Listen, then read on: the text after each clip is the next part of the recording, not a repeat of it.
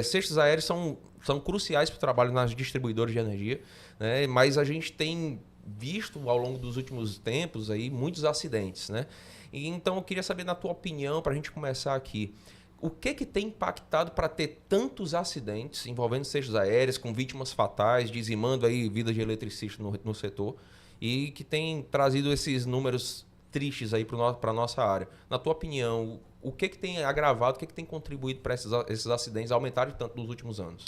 Sim, nós temos três causas fundamentais para os altos índices que nós temos visto com cestas aéreas, né?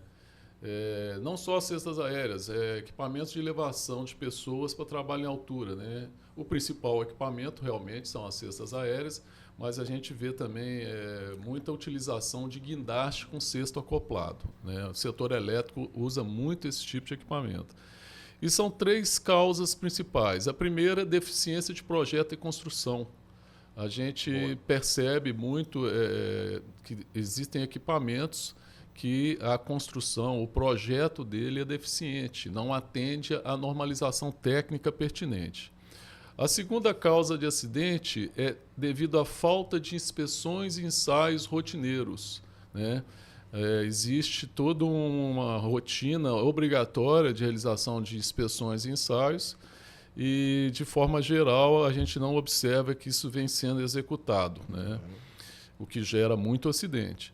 E a terceira e última causa é operação indevida, né? É quando o operador utiliza o equipamento de forma errada. Então, são as três principais causas de acidente: deficiência de projeto e construção, falta de inspeção e ensaio e operação indevida.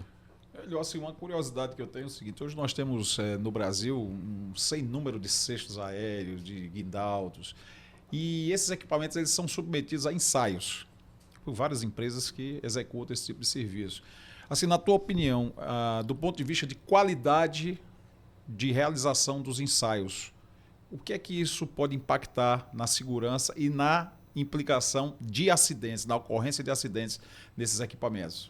Fundamental. É um dos itens que gera acidente, a falta de inspeção e ensaio, né? Conforme eu já tinha comentado. Então, para a gente mitigar acidentes que ocorrem devido à falta de inspeção e ensaio, nós temos então que obedecer o que está definido nas normas, né? As normas definem todo um roteiro de inspeção e ensaio que deve ser feito no seu equipamento, numa periodicidade também estabelecida por norma. À medida que você vai fazendo essas inspeções e ensaios que estão listadas nas normas, nós vamos mitigar os acidentes que são causados por falta de inspeção e ensaio. Mas, volto a dizer, não é a única causa de acidente, Perfeito, mas é uma das principais. Tá? É uma das mais relevantes, é a falta de inspeção e ensaio. Até mesmo essa questão da qualificação mesmo das empresas que fazem esse tipo de ensaio, isso é uma coisa que tem que ser vista, porque você vai ter uma grande quantidade de empresas fazendo esse tipo de ensaio, de emissão acústica, ensaios elétricos, inspeção mecânica, mas muitas vezes a qualificação, até a própria competência para executar um ensaio desse fica colocada em xeque, né? Deixa a desejar. A gente percebe em alguns laudos que a gente analisa de algumas empresas, né? A gente percebe claramente, pelas informações que a gente recebe no laudo, que existe falha no procedimento de ensaio. Então, é fundamental selecionar bem quem está praticando as inspeções e os ensaios. Isso aí é uma condição muito importante, né? Porque a gente vê que tem entidades, empresas que fazem da forma correta e tem muitos que, não sei se por desconhecimento ou má fé, não fazem como deve ser feito. Perfeito. Porque eu queria só aprofundar ainda nesse tema, né, desses principais causas de acidentes. Você falou muito bem aqui, pontuou sobre deficiência de projeto, a falta de inspeções ou operação inadequada. Na tua opinião, esses três grandes tipos de problema, né, causas raízes dos acidentes, elas podem ser, tirando obviamente o dois que é a falta de ensaios, eles podem entre si ser evitados com ensaios de qualidade? Por exemplo, a gente chegou a ver várias fotos de acidentes, né, que tem erro de projeto mesmo, de subdimensionamento e tudo. Mas, na tua opinião, com o ensaio adequado, é possível prever antecipadamente alguns, ou pelo menos a maioria desses defeitos, de forma que não chegue até o acidente e consiga se ver isso de forma preventiva? A maioria, sim, não todos. A Sim. maioria a gente consegue mitigar através de um bom plano de inspeção e ensaio. Mas nem todos, né? Porque eu volto a dizer, o operador pode utilizar a máquina de uma forma indevida.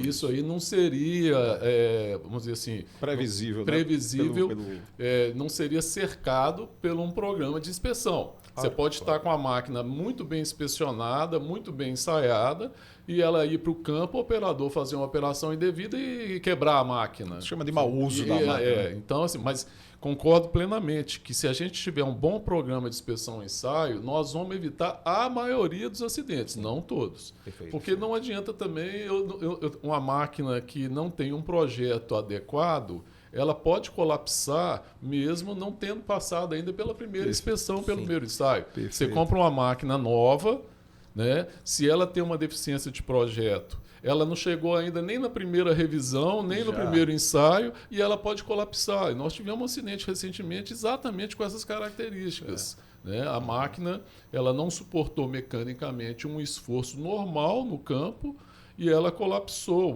estourou uma rosca de um cilindro hidráulico, a máquina colapsou e o acidente foi fatal. E a máquina ainda não tinha chegado nem um ano de vida. Então, não é a questão de inspeção e ensaio puramente, mas realmente o plano de inspeção e ensaio ele vai pegar a maioria das situações.